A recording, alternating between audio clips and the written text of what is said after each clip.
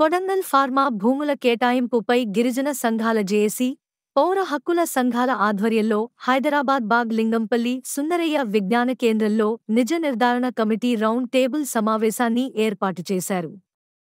ఈ సందర్భంగా సంత్ సేవాలాల్ రాష్ట్ర అధ్యక్షుడు సంజు నాయక్ మాట్లాడుతూ, వ్యవసాయ భూములను కంపెనీలకు కేటాయించకూడదని చట్టాలు ఉన్నప్పటికీ ప్రభుత్వం ఫార్మా సిటీ కంపెనీ పేరిట భూమిని ఎలా కేటాయిస్తుందని ప్రశ్నించారు.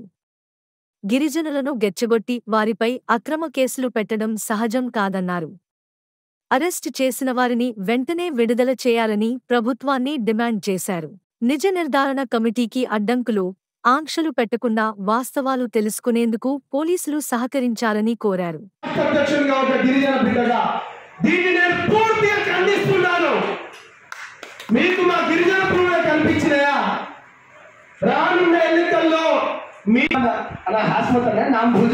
దేవుడికి తెలుసుకుని గొప్ప వరం అన్న.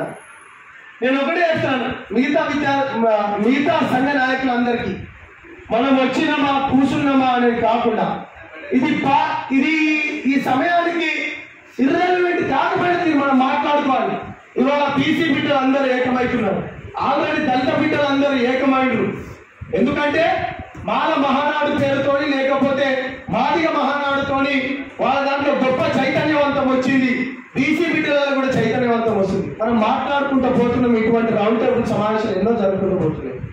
మనం రొమ్ములు చూసుకుంటున్నాం, చప్పలు కొట్టుకుంటున్నాం, భుజాలు కాలంలో ఎగరేసుకుంటున్నాం. మనకి ఇన్ని లక్షల మందిని దయచేసి చెప్తున్నా, చినికి వాళ్ళ ఇక్కడ తుఫానుగా మారుదాం, మళ్ళీ కూర్చుందాం అన్న. ఫార్మా భూముల సంబంధించి వాస్తవాలు తెలుసుకోవడం కోసమని గిరిజన సంఘాల జేఏసీ ఆధ్వర్యంలో ఒక ఫ్యాక్ట్ ఫైండింగ్ కమిటీని ఏర్పాటు చేయడం కోసమని ఈరోజు ఈ సమావేశాన్ని ఏర్పాటు చేస్తున్నాం. ఆ కార్యక్రమంలో గిరిజన సంఘాలతో పాటు పౌర హక్కుల సంఘం నాయకులను కూడా మేము ఆహ్వానించుకున్నాం. వారి సమక్షంలో నిజ నిర్ధారణ కమిటీని వేస్తున్నాం. ఈ సమావేశంలో ప్రధానంగా ఒక 4-5 ప్రధానమైనటువంటి తీర్మానాలను ప్రభుత్వం ముందు, సమాజం ముందు పెట్టదలుచుకున్నాం. ముఖ్యంగా అందులో ఫార్మాకు సంబంధించి ముచ్చర్లలో ఇప్పటికే 12-13 వేల ఎకరాలు ఉండంగా అక్కడ ఫార్మా కంపెనీ ఒక్కడి కూడా పెట్టకుండా అక్కడేదో కంప్లీట్ అయిపోయి ఇంకెక్కువ పొర్లిపోతున్నట్టు, భూములు మొత్తం ఇక అక్కడ లేవన్నట్టు తీసుకుపోయి కొడంగల్ గిరిజన రైతుల గుండెల మీద పాతడానికి, ఆ ఫార్మా కంపెనీలు పేరు మీద భూములను లాక్కోవడానికి భయభ్రాంతులకు గురి చేసి ఆ భూములను తీసుకోవడానికి ఏదైతే ఉందో దాన్ని తీవ్రంగా మేము ఖండిస్తూ ఉన్నాం. తక్షణమే మా వాళ్ళ మీద పెట్టినటువంటి కేసులను వెంటనే ఉపసంహరించుకోవాలి. ప్రభుత్వం అరెస్టు చేయాలని బెదిరింపులకు చేస్తున్నటువంటి వాళ్ళను వెంటనే వెనక తీసుకోవాలని సందర్భంగా మేము భవిష్యత్తులో ఏదైతే గిరిజనులకు సంబంధించి నిజంగా అధికారుల మీద జరిగిన దాడిని కూడా మేము ఈ తీర్మానం సమావేశంలో తీవ్రంగా ఖండించినాం. వాస్తవానికి ఆ దాడికి గిరిజనులకు ఎలాంటి సంబంధం లేదు. ఆ మాట కలెక్టర్ గారే చెప్పినారు. ఒకవైపు జిల్లా మేజిస్ట్రేట్ అయిన కలెక్టర్ గారే నా మీద దాడి జరగలేదు, వచ్చిందంతా గిరిజన రైతులని వారి నోటితోటే చెప్పంగా మళ్ళీ మా వాళ్ళ మీద కేసులు పెట్టడం అనేది దీన్ని తీవ్రంగా ఖండిస్తున్నాం.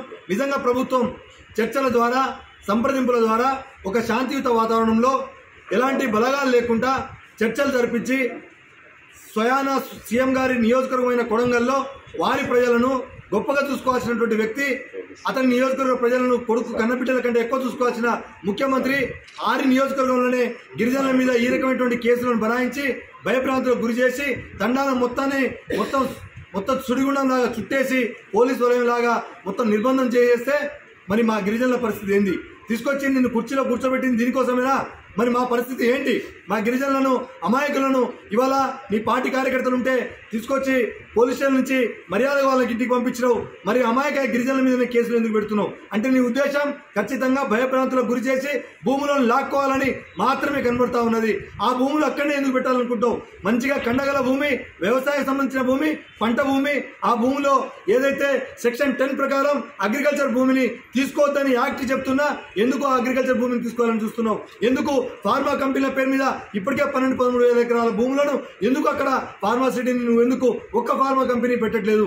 ఎందుకు నువ్వు ప్రభుత్వంలాగా వ్యవహరించకుండా ప్రభుత్వం ప్రజల కోసం కాకుండా ఏదైతే కార్పొరేట్ శక్తులకు ప్రభుత్వ భూములకు కాకుండా ప్రైవేట్ భూములకు మధ్యవర్తిత్వం చేయడానికి, ఒక మధ్యవర్తిత్వం చేసే రియల్ ఎస్టేట్ వ్యాపారికి మధ్యవర్తిత్వం చేసే విధంగా ప్రభుత్వం ఎందుకు వ్యవహరిస్తూ ఉందని ఈ సందర్భంగా ప్రశ్నించదలుచుకున్నాం.